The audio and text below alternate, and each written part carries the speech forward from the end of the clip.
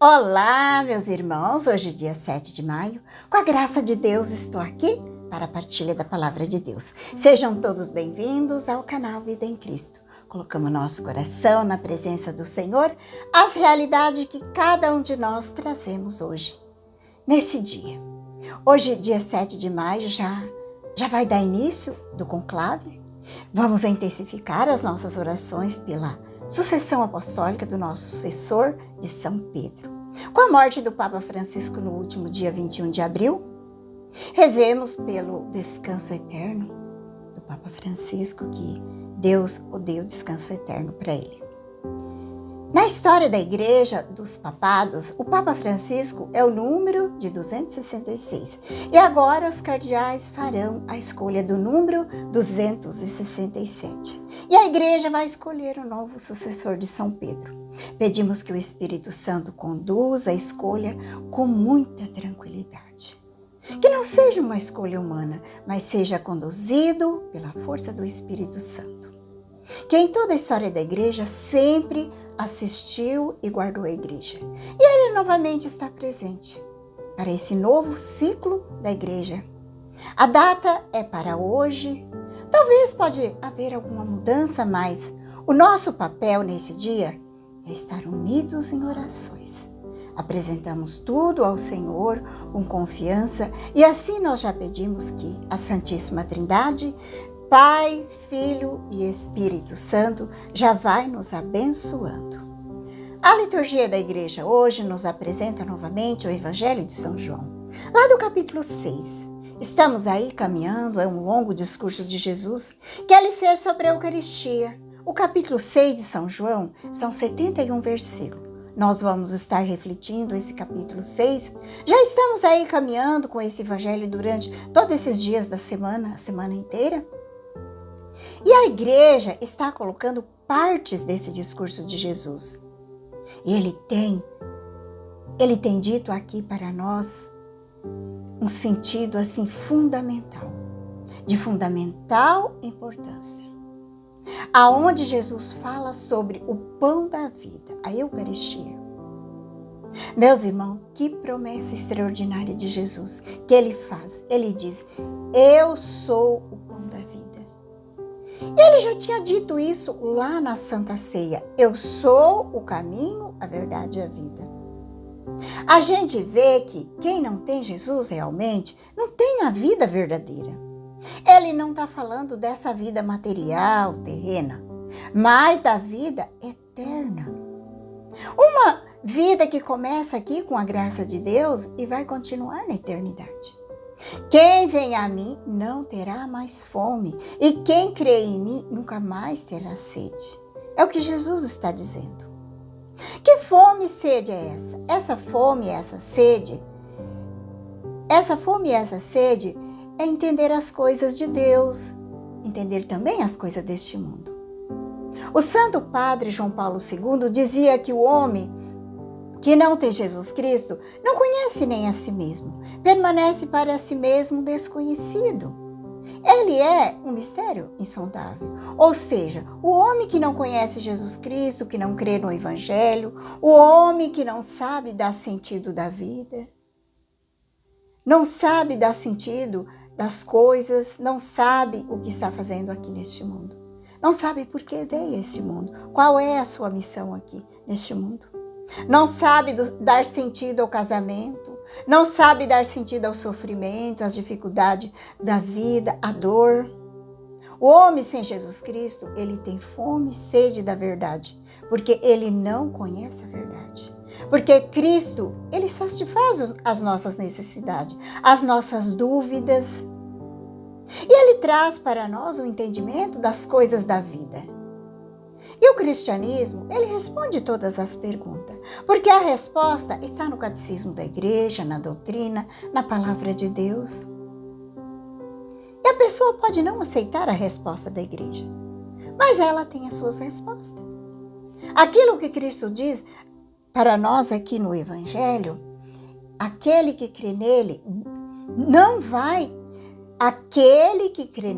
vai ter fome e vai ter sede, mas é do seu amor, do pão da vida. Nem uma sede de água, nem fome do pão, do alimento do nosso corpo físico, mas é fome e sede das coisas de Deus. Ter entendimento das coisas de Deus. Fome e sede de Jesus vivo na Eucaristia. Deus, ele responde às nobres inspirações do homem, os nobres desejos do homem. E só Cristo vai satisfazer. Ele continua dizendo aqui para nós no Evangelho, eu sou o pão da vida. Quem vem a mim não terá fome, nem sede, mas é sede das coisas de Deus, de conhecer Jesus, de conhecer a palavra. Porque quem não conhece Jesus Cristo não conhece o Evangelho. É impressionante, muita gente não acredita, pode ter todas as provas de todo jeito. Até mesmo do Santo Sudário, dos milagres eucarísticos. Mas tem pessoa que não acredita, coração fechado, endurecido. E Jesus, ele vai continuar dizendo, todo que o Pai confia virão a mim. E quando vir, não os afastarei. Olha, a gente vai se salvar porque o Pai nos envia o Cristo. Porque Cristo é o Salvador. Isso é o único mediador entre Deus e os homens. Então, a graça do Pai nos leva a Jesus Cristo. E Jesus diz, todo aquele que o Pai me dá, virá a mim. E quem vir a mim, eu não lançarei fora. É o Pai que nos dará a graça da fé. Para nós, procurar Jesus é o Pai. E não se afastar dele, porque eu desci do céu não para fazer a minha vontade. É o que Jesus está dizendo. Mas a vontade daquele que me enviou. Olha que humildade de Jesus. Ele, sendo Deus, não veio aqui para fazer a vontade dele, mas a vontade do Pai. Isso é um exemplo marcante de humildade. Jesus é o homem humilde que se submete à cruz. A cruz era um instrumento de maior vergonha para os romanos. Ser crucificado era um castigo. Era o castigo dos bandidos. Inclusive, os cidadãos romanos, eles não eram mortos crucificados. Eles eram degolados. Mas Jesus, ele desce no ponto mais baixo da humildade. Jesus disse, eu não desci do céu para fazer a minha vontade, mas a vontade daquele que me enviou. Que eu não perca nenhum daqueles que ele me deu, mas que ressuscite no último dia. São Paulo, ele fala na primeira carta a Timóteo, no capítulo 2, no versículo 4, Deus quer que todos se salvem e cheguem ao conhecimento da verdade. Para ser salvo, a gente tem que chegar ao conhecimento da verdade, que está em Jesus Cristo. E o Evangelho vai nos dizer que a vontade do Pai que o enviou é que nenhum dos seus filhos se perca, mas que ressuscite no último dia. Aqui está uma coisa muito importante.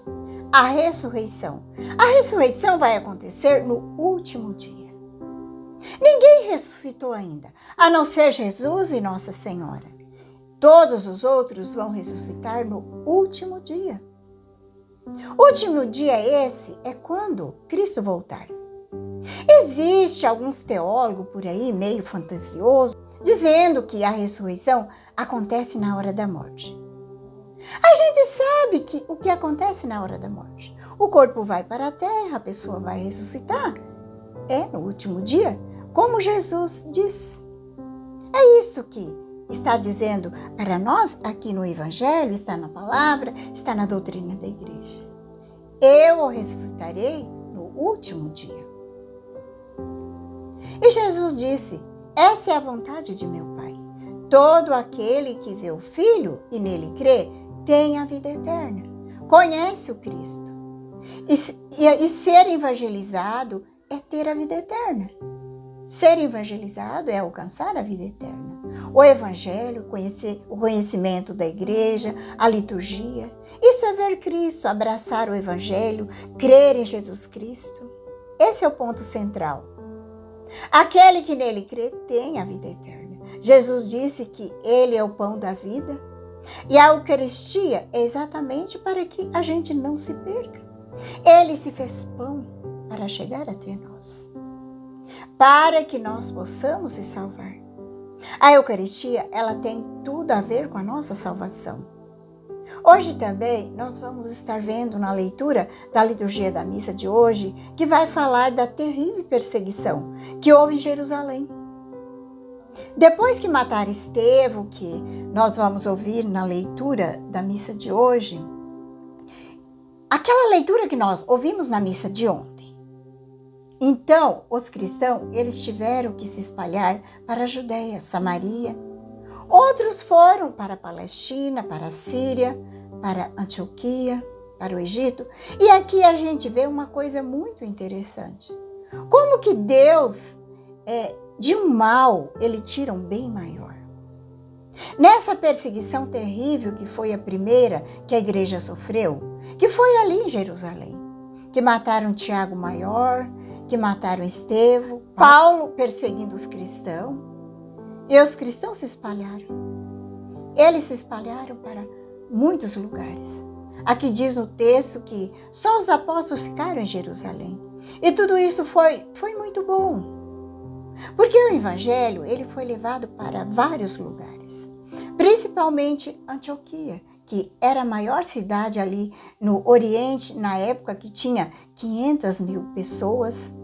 Tanto que ali que Pedro foi para lá, e Paulo também foi para lá, e foi ali que Antioquia, que pela primeira vez que os cristãos foi chamado de cristão. Porque antes disso, eles eram chamados de galileus, seguidor do Galileu. É como diz alguns escritores que todas as vezes que a igreja foi atacada, era o anúncio de uma nova vitória da igreja. Porque a igreja, quanto mais ela é atacada, mais ela triunfa.